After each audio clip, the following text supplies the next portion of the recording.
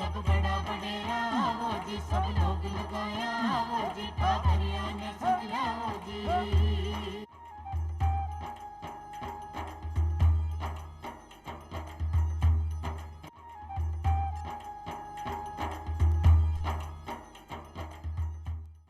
चौपाल देखवाड़ा सगळा ग्रामीण भाई बहना राम राम सा भाई बहना ज्યાં चौपाल में आप रोजीना नवा नवा विषय ले रहता है करा और सावठी जानकारी हासिल करा उन्नीस प्रकार आज भी अपनी चौपाल में आप एक न्यारो निर्वल और एक नवादू विषय ले रहता है करशा और खासा मैं तो जानकारी हासिल करशा भाई बहना आप सगड़ा जानो हो कि जीवन की उन्नति के लिए जो सबसे पहली आवश्यकता है वह है शिक्षा।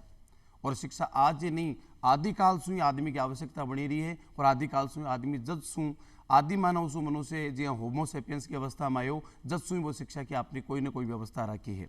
आप पुरातन आप इतिहास ने अपना ग्रंथन उठार देखा तो एक टाइम यान को कि ऋषि मुनि जंगला के मायने आपका गुरुकुल रखा करता आश्रम रखा करता और वहाँ के मायने जार सगड़ा शिक्षा प्राप्त कराया करता।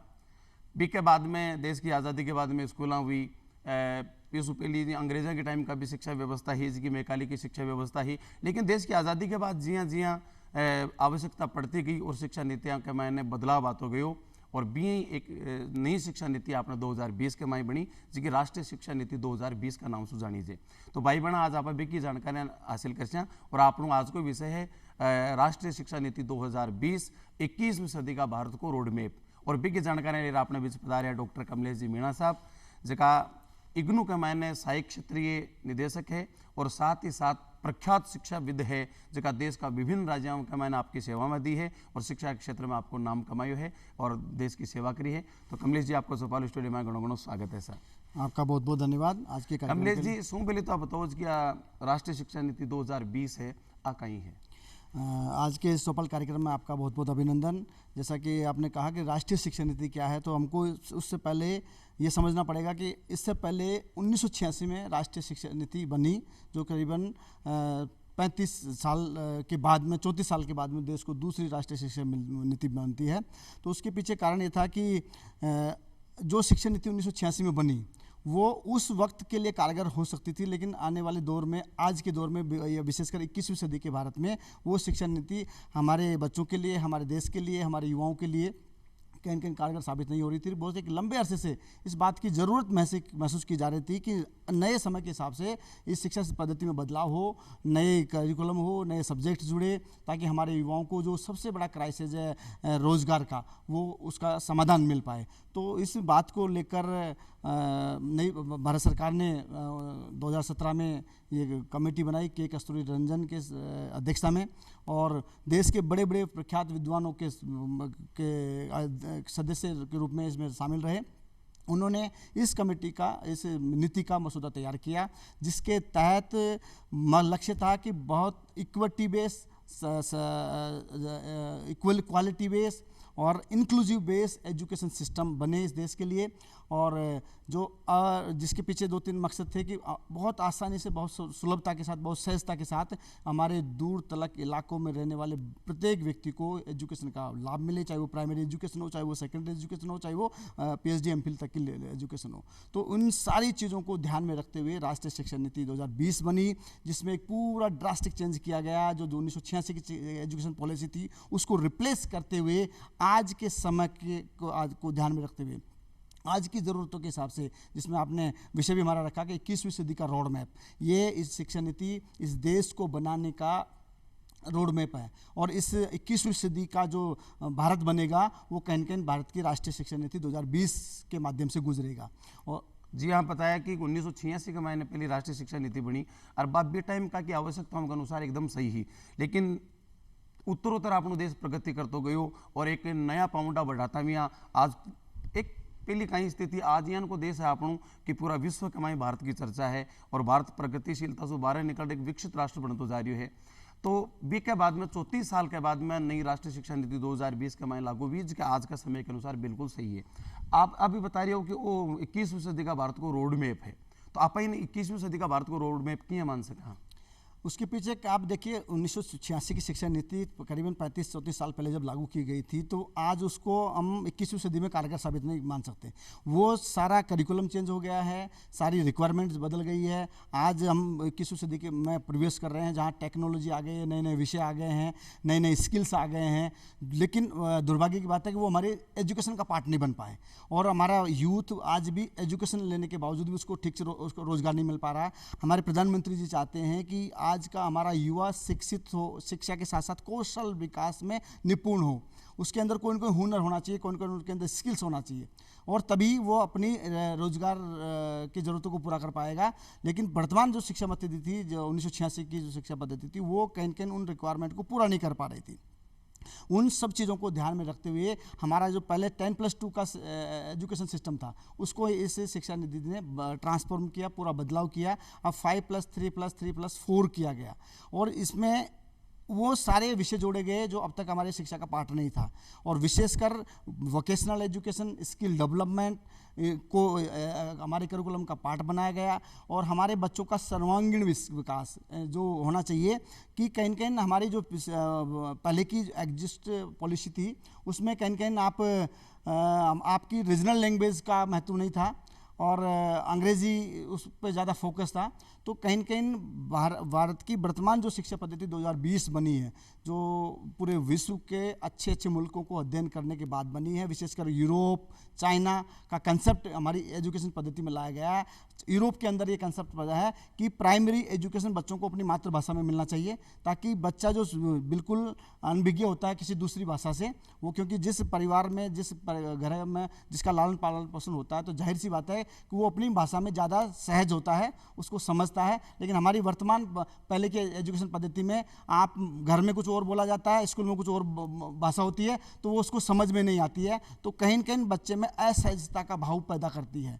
और आज वर्तमान राष्ट्रीय शिक्षा नीति 2020 में ये प्रावधान किए गए हैं कि बच्चों को विशेषकर प्राथमिक तक शिक्षा आपकी मातृभाषा में दी जाए, ताकि बच्चों को समझ में आए। उससे भी पहले प्री प्राइमरी एजुकेशन पद्धति इसमें बनाई गई है, जिसमें आंगनबाड़ी या बाल सुधार केंद्र के रूप में एक ऐसा वातावरण बच्चों को दिया गया है, जहां पर बच्चों को पढ़ने के लिए मोटिवेशन, उनको खेल कूद की व्यवस्था, उनको खेल खेल में सिखाने के प्रति या किसी इंटरेस्ट डेवलपमेंट इंटरेस्ट उनमें विकसित किया जाए, उस पर हमारी शिक्षा पद्धति जोर देती है, ताकि आने वाले 5 साल 3 साल बाद में बच्चा जब फर्स्ट में उसका दाखिला होगा, फर्स्ट कक्षा में पहुंचेगा, तो उस बच्चे में इतनी समझ पैदा हो जाए ताकि उसको करना क्या है, उसको किस में आनंद आता है, किस में, चाहे वो स्पोर्ट्स की गतिविधि हो, चाहे वो किसी कल्चर से रिलेटेड हो, चाहे किसी भी विषय को रिलेटेड हो, तो इन सारे विषयों को इसमें इजाद किया गया है, शामिल किया गया है। यानी कि 2086 की शिक्षा नीति और 2020 की शिक्षा नीति में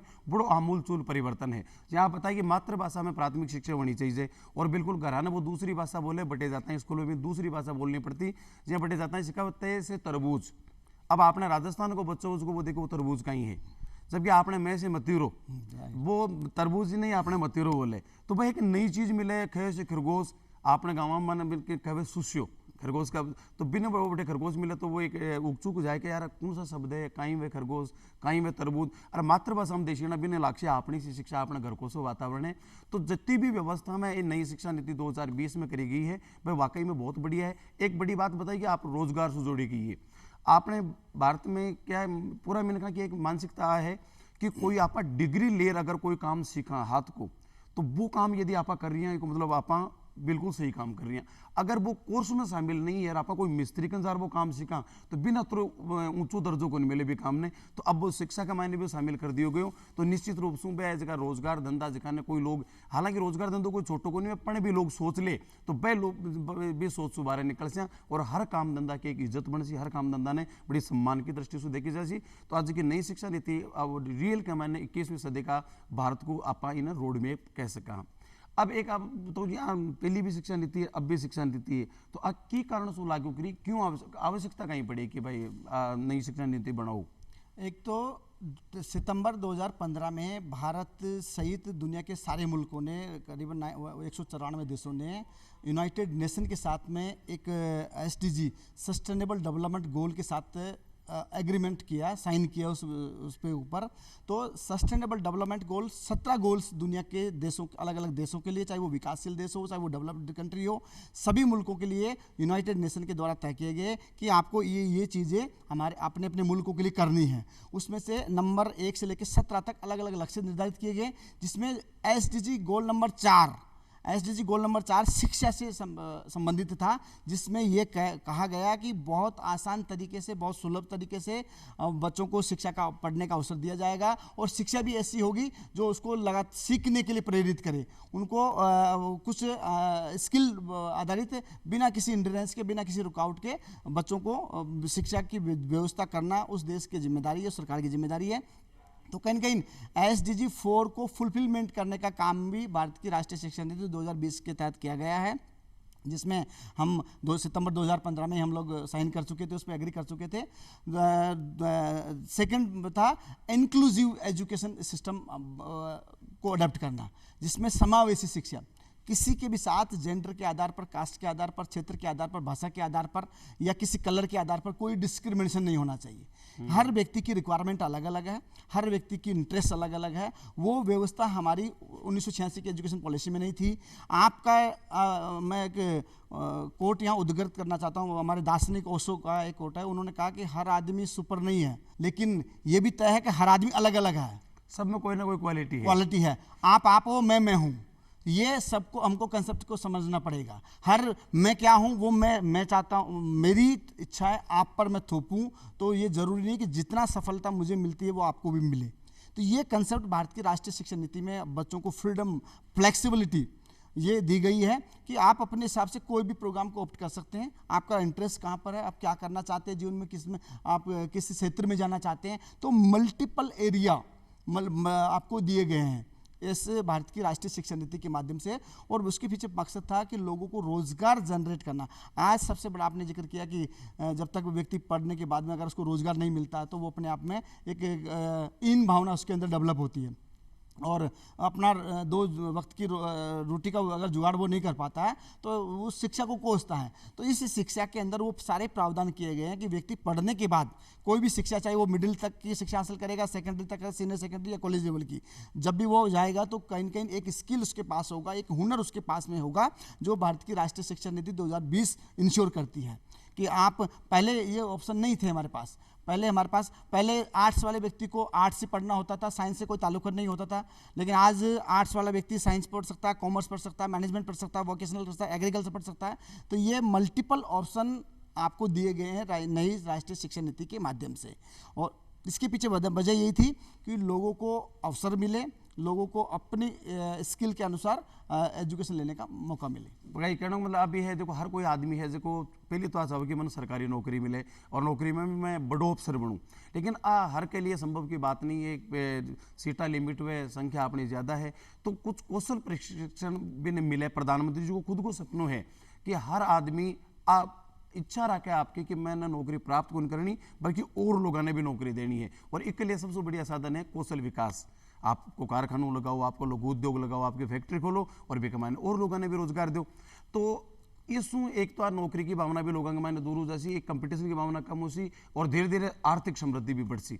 तो कहीं नया शिक्षा नीति के तहत एक मैंने कोई कौशल प्रशिक्षण की सुविधा या इन की भी कोई व्यवस्था में है कि बारे में और बताओ। बिल्कुल, अभी राष्ट्रीय शिक्षा नीति का मूलभूत आप पहला ही इसका ऑब्जेक्टिव आप समझेंगे तो पहले तो हमारा जो नई राष्ट्रीय शिक्षा नीति लागू होने के बाद में 3 बदलाव इमीडिएटली आए। जो हमको पहले मानव संसाधन विकास मंत्रालय हमारा हुआ करता था, उसका नाम बदलकर शिक्षा मंत्रालय कर दिया। बिल्कुल, पहला पहला बदलाव तो ये हुआ। दूसरा बदलाव जो आपने सवाल किया कि लिमिटेड सीटें होती थी, बच्चों को दाखिला नहीं मिलता था, बच्चे पढ़ना चाहते हैं लेकिन महरूम वंचित रह जाते थे, उनको एडमिशन नहीं मिलता था, तो वो इन्हांस सीटें बढ़ाना, तो उसके लिए आपको इंफ्रास्ट्रक्चर बढ़ाना पड़ेगा। और अभी नई शिक्षा नीति के अंदर दूसरा बड़ा बदलाव किया गया कि आपका जीडीपी जो खर्च शिक्षा पर करते हैं भारत सरकार, वो 1 से 2% आता है। अब तक हम खर्च कर आए 2.5% 3% हम नहीं पहुंचे अभी तक, लेकिन राष्ट्रीय शिक्षा नीति ये कहती है कि कम से भी कम 6% एक्सपेंडिचर, मतलब शिक्षा पर पैसा खर्च करना पड़ेगा। देश की कुल इनकम का 6% शिक्षा पर इन्वेस्ट करना पड़ेगा। इसका मतलब जाहिर से क्या है कि आपके इंफ्रास्ट्रक्चर बढ़ेगा, कॉलेज बढ़ेंगे, यूनिवर्सिटीज बढ़ेगी, स्कूल बढ़ेगी, तो जाहिर सी बात है कि ज़्यादा लोगों को मौका मिलेगा। दूसरा 3.5 करोड़ नई सीटें जनरेट करना, ताकि हमारे बच्चों को ज़्यादा अपॉर्चुनिटी मिले उसमें। और चौथा इंपॉर्टेंट लक्ष्य था जीईआर को एनहांसमेंट करना, चाहे वो प्राइमरी का जीआर हो चाहे वो हायर एजुकेशन का जीआर हो। अभी भारत सरकार चाहती है जीआर को मतलब कहीं ग्रोस एनरोलमेंट रेशियो, सकल नामांकन दर, हमारी पढ़ने की संख्या कितनी है, कितने लोग स्कूल जा पा रहे हैं। तो अगर आप प्राइमरी जीआर आप देखेंगे, प्राइमरी टू सेकेंडरी जीआर हमारा लगभग वो अच्छा जीआर माना जाता है। प्राइमरी तो 100% हमारा जीआर है कि हर बच्चा स्कूल जा रहा है। सेकेंडरी 60% के आसपास हमारा सेकेंडरी का जीआर है। लेकिन हायर एजुकेशन का जीआर हम देखते हैं तो वो 27.1% का वाला है। उसको भारत सरकार 2035 तक 50%, 50% बढ़ाना चाहती है। वो तभी बढ़ पाएगा जब आपका मूलभूत ढांचा चेंज हो, मूलभूत इंफ्रास्ट्रक्चर हो, कॉलेज हो, यूनिवर्सिटीज हो, और आपका जीआर सेकेंडरी लेवल पर 100% करना चाहती है 2030 तक। ये सारे मूलभूत परिवर्तन तब मुमकिन है और इनके परिवर्तनों को लागू करने का रोड मैप इस शिक्षा नीति के तहत दिया गया है, एक चरणबद्ध तरीके से। हर साल इसमें सारी व्यवस्था अलग अलग सरकारों को करनी है, सरकार और केंद्र सरकार को मिलकर इसको इम्प्लीमेंट किया जा रहा है। और अभी आप देखेंगे कि आने वाले समय में एक मूलचूल बदलाव आपको देखने को मिलेगा। सबसे बड़ा क्राइसिस, हमारे प्रधानमंत्री जी कहते हैं कि हमारा यूथ स्किल्ड आधारित यूथ हो, मोटिवेटेड यूथ हो, कॉन्फिडेंट यूथ हो, और उसके अंदर स्किल कम्युनिकेशन डेवलपमेंट का हुनर हो, ताकि वो अपने आप की मार्केटिंग कर सके, अपने आप को मार्केट में शेयर कर पाए। तो ये सारी व्यवस्थाएं राष्ट्रीय शिक्षा नीति के माध्यम से की गई है। और माननीय प्रधानमंत्री जी ने जैसा कि कहा कि उन्होंने अभी रिसेंटली कहा कि देश के हमारे प्रधानमंत्री लाल बहादुर शास्त्री ने एक समय नारा दिया था, जय जवान जय किसान। बाद में हमारे माननीय प्रधानमंत्री अटल बिहारी जी ने उसमें जोड़ा, जय जवान जय किसान जय विज्ञान।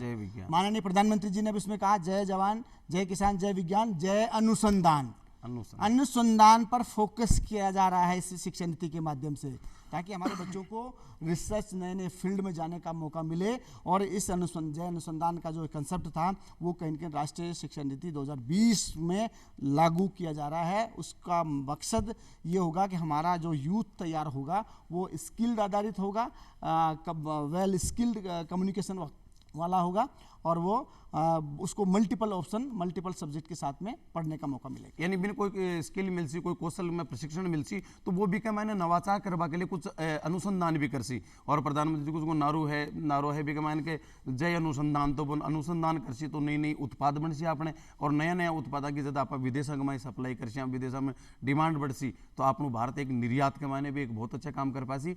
और एक के लिए आज की नई शिक्षा नीति है वाकई में बहुत शानदार है।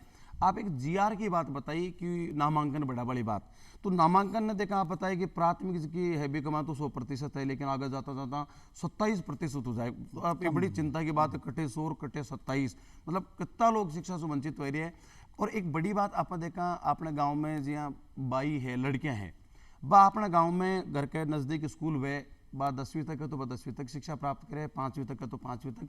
जो दूसरो गांव है भी कमाने वह एक अज्ञात बह रहे हैं, एक पता नहीं कहीं है, लेकिन वह बाई ने फिर जो गांव में स्कूल बैठा था कि पढ़ावे। तो इन नई शिक्षा नीति में को प्रावधान भी है कि लड़कियां आगे की ऊंची पढ़ाई करवा को भी मौका मिले। देखिए अभी मसला जैसे आपने कहा कि बच्चियाँ थोड़ी सी हेजिटेट रखती है, अपने गांव छोड़कर दूसरे गांव में या दूसरे शहर में जाने में उनको बड़ा संकोच होता है। तो ये कहीं न कहीं दूसरा गांव जाने क्यों पड़ रहा है उनको, वो ज़रूरत क्यों पड़ी गई। तो राष्ट्रीय शिक्षा नीति 2020 कहती है कि हर व्यक्ति में, हर पंचायत में, हर डिस्ट्रिक्ट में एक यूनिवर्सिटी कॉलेज लेवल पर होना चाहिए। जितने डिस्ट्रिक्ट देश के अंदर है वहाँ पर उनको वो उन्हीं ज़िले में वो व्यवस्था मिले, उसी पंचायत में उसको पढ़ने के लिए मौका मिले और बच्चों को दूर न जाना पड़े। और उससे कहीं न कहीं वो बच्ची हमारे उनके खुद के सपनों को पूरा नहीं कर पाती है। तो इस डर को ख़त्म किया जाएगा इस राष्ट्रीय शिक्षा नीति के माध्यम से। इंफ्रास्ट्रक्चर का एक्सपेंशन होगा। जब जीडीपी 3% से 6% किया जा रहा है, इसका मतलब डबल खर्चा भारत सरकार राज्य सरकार मिलकर करने वाली है। तो जाहिर सी बात है कि हमारा इंफ्रास्ट्रक्चर बढ़ेगा, स्कूल्स बढ़ेंगे, स्कूल में सीटें बढ़ेगी, हमारे प्राथमिक स्कूल बढ़ेंगे, हमारे सेकेंडरी सीनियर सेकेंडरी स्कूल बढ़ेंगे, हमारे कॉलेजेस बढ़ेंगे। तो सारा मूलभूत ढांचा परिवर्तन जो होगा तो उसका बेनिफिट कहीं कहीं हमारे ग्रामीण देहात में रहने वाली बच्चियों को मिलेगा। और इंक्लूसिव एजुकेशन यही है कि बिना किसी दिक्कत के, कोई डिफिकल्टीज ना हो, कोई हिंड्रेंस ना हो, कोई ऑब्स्टिकल्स ना हो। मतलब कोई भी चुनौतियाँ, कोई भी दिक्कतें जब होती उनको हटाना, रिमूव करना राष्ट्रीय शिक्षा नीति का लक्ष्य है कि ताकि हमारी बच्चियाँ सहजता के साथ, सुलभता के साथ, इजीली एक्सेसिबल टू ऑल के कंसेप्ट के आधार पर उनको एजुकेशन मिल पाए। और एक आप बताया पहले कि 5+3+3+4 वो कॉन्सेप्ट कहीं है कि मैं 5+3+ वो है कहीं सिस्टम बताओ तो। 1986 का एजुकेशन सिस्टम हमारा 10+2 वाला सिस्टम है, जिसको हमने अडेप्ट किया गया, लेकिन अभी जो पूरा हमारा सिस्टम चेंज हो गया 5 साल, यानी कि पहले का एजुकेशन सिस्टम ये कहता था कि 6 साल से पहले व्यक्ति को दाखिला नहीं मिलता था हमारे, मिनिमम एज 6 साल होती थी एडमिशन लेने के लिए। लेकिन नई राष्ट्रीय शिक्षा नीति के तहत इसको बदला गया है। अब 3 साल का व्यक्ति को प्री प्राइमरी इस जो आंगनबाड़ी है बाल सुधार वाला अम्यूजमेंट सिस्टम बनाया गया है कि यानी कि बच्चा 3 साल के से लेकर 6 साल तक वो उस प्ले ग्रुप स्कूल में पढ़ेगा जहाँ पर उसको पढ़ाई नहीं होगी, जहाँ पर केवल उसको एंटरटेनमेंट किया जाएगा, उसको अपनी भाषा उसको मानसिक विकास के लिए अपॉर्चुनिटी दी जाएगी। 2-3 साल बच्चों को इनरिच किया जाएगा, ट्रेंड किया जाएगा, उस बातों में उसको खेल के साथ, कल्चरल एक्टिविटीज़ के साथ में कई सारी एक्टिविटीज़ में उसको, चाहे आंगनबाड़ी केंद्र हो, चाहे हमारी प्री प्राइमरी स्कूल्स के माध्यम से हो, तो उस बच्चे को 5 साल तक प्राइमरी एजुकेशन लेना पड़ेगा और उसके 5 साल के बाद में 3 साल 6, 7, 8 आपको मिडिल लेवल, तो उसको फाउंडेशनल स्टेज, पहली 5 साल आपको फाउंडेशनल स्टेज कहलाती है, दूसरी 3 साल की है वो मिडिल स्टेज कहलाती है, दूसरी 3 साल की है वो सेकेंडरी स्टेज कहलाती है, और फिर उसके दौरान आपको 6 से 3, 7, 8 तक, फिर 8, 9, 10 3 तक, फिर 11, 12 9, 10, 11, 12, 14 यानी कि 4 साल आपकी सेकेंडरी होगी, मिडिल प्रिपरेटरी 3 साल, फाउंडेशनल 5 साल। ये इस तरह का सिस्टम हमारा बनाया गया जिसको हम 5+3+3+4 कहा गया है। मतलब इसको कहें कि 4 स्टेज में बांटा गया है। पहला फाउंडेशनल स्टेज, दूसरा प्रिपरेटरी स्टेज, तीसरा मिडिल स्टेज, चौथा सेकेंडरी स्टेज। तो फिर एक जो उच्च शिक्षा है, कॉलेज की शिक्षा भी को कहीं प्रावधान है कि मैं आफ्टर 10 जैसे 5+3+3+4 करने के बाद में, यानी कि 12th करने के बाद में उसको हायर एजुकेशन में दाखिला लेना पड़ेगा। वहाँ पर बहुत सारे multiple entry multiple exit system के आधार पर चॉइस बेस्ड क्रेडिट सिस्टम, यानी कि अपनी इच्छा अनुसार कोई भी व्यक्ति कोई भी सब्जेक्ट ऑप्ट कर सकता है, ये ऑप्शन होगा। पहले हमारे यहाँ अभी यहाँ 4 साल का ग्रेजुएशन प्रोग्राम बनाया जा रहा है, 4 साल का ग्रेजुएशन प्रोग्राम है, यानी कि उसको मल्टीपल एंट्री मल्टीपल एग्जिस्ट का मतलब है कि व्यक्ति अगर 1 साल पढ़ता है तो उसको डिप्लोमा मिलता है, 2 साल पढ़ता है तो उसको उसका पीजी डिप्लोमा मिलेगा, 3 साल पढ़ता है तो उसको ग्रेजुएशन मिलता है, 4 साल पढ़ेगा तो कोई रिसर्च या कोई इंटीग्रेटेड कोर्स, एक स्पेसिफिक डिग्री उसको उसके ग्रेजुएशन के साथ में मिलने वाली है। तो आप पहले ऑप्शन नहीं था, पहले क्या था कि ग्रेजुएशन 3 साल की होती थी, लेकिन 3 साल पूरा कंप्लीट करना पड़ता था आपको। अगर बच्चा बीच में ड्रॉप आउट हो जाता है या फर्स्ट ईयर सेकेंड ईयर में एग्जाम कॉलेज छोड़ देता है तो उसको कोई बेनिफिट नहीं मिलता। लेकिन आज की राष्ट्रीय शिक्षा नीति 2020 आपको ये अच्छा अवसर देती है कि आप कभी भी एडमिशन लीजिए, कभी भी छोड़िए, आपकी समय पढ़ाई जाया नहीं होगी। आपने जहाँ छोड़ी थी उसका आपको क्रेडिट मिलेगा। अगर 1 साल पढ़ा है तो डिप्लोमा मिल जाएगा, 2 साल मिला तो फिर डिप्लोमा मिल जाएगा, 3 साल पढ़ा तो ग्रेजुएशन मिल जाएगी, 4 साल पढ़ा है तो कुछ ग्रेजुएशन के साथ में एक डिग्री और मिल जाएगी। तो बहुत अच्छी व्यवस्था है, यानी कि एक तो साथ 4 साल की ग्रेजुएशन में एक तो ताने स्नातक की डिग्री तो मिल रही है, भी के साथ ताने एक कोई प्रोफेशनल कोर्स डिप्लोमा और मिल रही है, डिग्री है। और अगर आप सेकंड ईयर तक ही पढ़ पाया, कोई कारण वजह छूट गई तो ये को नहीं कहता क्यों को नहीं मिले, फिर सेकंड ईयर तक पढ़े कोई भी कोई प्रमाण पत्र मिल सी। तो बहुत अच्छी व्यवस्था है। साथ ही इसमें ये भी व्यवस्था की गई कि आपने 2 साल पढ़ के छोड़ दिया तो डिप्लोमा लेके चले गए, लेकिन आप दोबारा पढ़ना चाहते हो तो आपने जहां से छोड़ा था वहां से आप पढ़ाई अपनी शुरू कर सकते हो। तो academic bank of credit ABC बनाया गया है सिस्टम कि आपने जितने क्रेडिट अपनी हासिल की है उसको आप कभी भी आगे उससे आगे पढ़ाई कर सकते हो। वो सिस्टम तो आपने पहले इग्नू में भी हो तो वो से निश्चित प्रेरित हो रही हो। एक देखो कोई भी देश की संस्कृति है बाही भी देश की पहचान है, भाई पूरा विश्व का मायने भी पहचान दिलावे, तो कठे न कठे सांस्कृतिक और जो भारतीय मूल्य है बांसु जुड़ाव हो, वो भी एक शिक्षा को मूल उद्देश्य होना चाहिए। तो कहीं भारतीयता क्या जगह मूल्य है बांसु जुड़ाव भी नई शिक्षा नीति का मायने कुछ है प्रावधान की व्यवस्था। ये अच्छा आपने सवाल किया कि कहीं कहीं सबसे बड़ा अच्छा फोकस हमारी इस राष्ट्रीय शिक्षा नीति में किया गया कि कहीं कहीं हमारे बच्चों में दायित्व बोध, जिम्मेदारी का एहसास देश के प्रति, समाज के प्रति, तो ये moral responsibility, constitutional value, rational thought, compassion करुणा, दया और सिंपैथी इस तरह के कंसेप्ट भारतीय शिक्षा पद्धति में डाले गए। मैं आपको एक वाक्य देता हूँ आज का। मेरी बेटी केंद्रीय विद्यालय में पढ़ती है। आज आई तो मैं बात कर रहा था बेटिया से, तो उन्होंने कहा कि पापा आज मुझे हेड गर्ल बनने का मौका मिला मेरी क्लास में। तो लेकिन मेरी टीचर ने मुझसे पूछा कि आप हेड गर्ल करना क्या चाहती हो अपनी क्लास के लिए। तो बिटिया का जवाब था कि मैं सबसे पहले हमारे बच्चों के अंदर तहजीब, बोलचाल का जो तौर तरीका, हमारे बच्चे छोटे छोटे बच्चे गंदे गंदे शब्दों का इस्तेमाल करते हैं, सम्मान एक दूसरे के प्रति नहीं है, बड़ों बुजुर्गों के प्रति नहीं है, टीचर के प्रति नहीं है। तो मैं चाहूँगी कि हमारे बच्चों के अंदर, हमारे भाई बहनों में एक अच्छा संस्कार हो। तो वो संस्कार हमारी राष्ट्रीय शिक्षा नीति का पार्ट है कि केवल हमको पढ़ाना ही नहीं है, एक अच्छा नागरिक बनाना, एक अच्छा इंसान बनाना, जिसके अंदर भारतीयता का एहसास हो, दायित्व बोध हो, हमारी जिम्मेदारियाँ क्या है, हमारा कर्तव्य क्या है, लोगों के प्रति बुजुर्गों का सम्मान करना। तो ये बच्चे की कंसेप्ट थी। आज मुझे सुनकर बड़ा अच्छा लगा कि इस तरह के संस्कार बच्चों में होना चाहिए। कभी कभी आप देखने को सुनने को मिलता है कि हम पढ़े लिखे व्यक्तियों में भी इस तरह की बहुत ज़्यादा असभ्यता का भाषा, असभ्य भाषा या उनके तौर तरीके ठीक नहीं होते। तो वो कौन दोषी है उसके लिए? हमारा एजुकेशन सिस्टम दोषी है। तो राष्ट्रीय शिक्षा नीति 2020 एक इंसान को पढ़ाने का काम नहीं करेगा, एक अच्छा इंसान बनाएगा। पहले की शिक्षा नीति थी एक ट्रेंड करने का काम करती थी। अब की शिक्षा पद्धति वेल एजुकेटेड नागरिक बनाने का काम। कहने को मतलब ये टाबर को शिक्षा देने के साथ साथ भी को मानसिक विकास भी करो जासी, बिन नैतिक मूल्यों को पाठ भी पढ़ाई जासी कि भी को सर्वांगीण विकास हो सके, बिन रोजगार भी मिल सके और पढ़े बाद में वो डिग्री ले रठीन बठीन नहीं डोले कि मैंने नौकरी चाहिए। तो भाई बहना अब समय की भी मर्यादा में है और डॉक्टर मीणा साहब आपने बीच बताया खासा महत्व जानकारी दी, ये वास्ते आप घणो घणो धन्यवाद। और आज के सवाल में आपने खूब सीखवाने मिले उसी ई आशा और अपेक्षा के साथ चाहूँ आपसे इजाजत फिर मिलसे एक नया विषय के साथ। जब तक आप सगला सू राम राम सा।